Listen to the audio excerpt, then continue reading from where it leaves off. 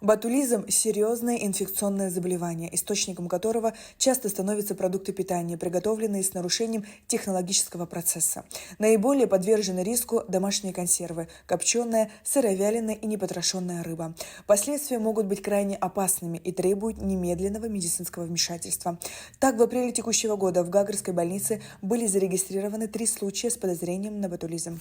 Реакция санитарной службы в данной ситуации – это начать эпидемиологическое расследование.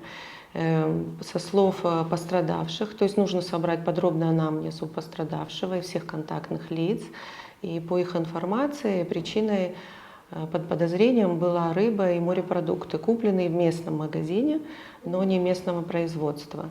Нами была совершена проверка данного магазина, и на всю эту продукцию, которую озвучили пострадавшие, были сертификаты, ветеринарные справки, но тем не менее на период лабораторной диагностики товар был снят с реализации.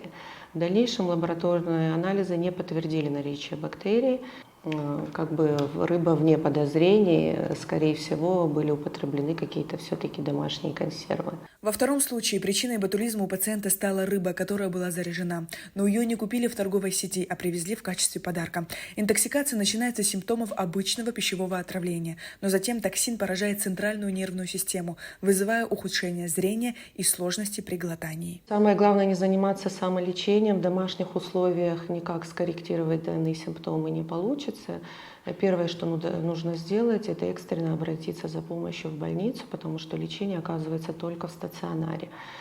Главная задача – вовремя ввести антиботулинистический токсин. Профилактика ботулизма включает покупку продуктов в проверенных местах и избегание стихийных рынков. При приготовлении домашних консервов необходимо строго соблюдать технику безопасности, хорошо промывать и термически обрабатывать продукты. Перед употреблением консервов рекомендуется кипятить их в течение 10-15 минут.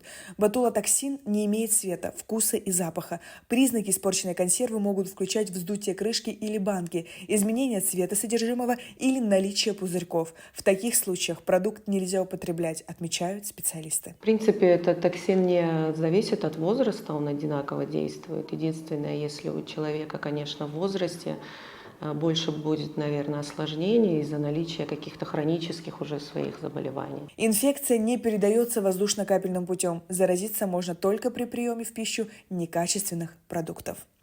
Сария Кварцхеля, Даур Цулуки, Абхазское телевидение.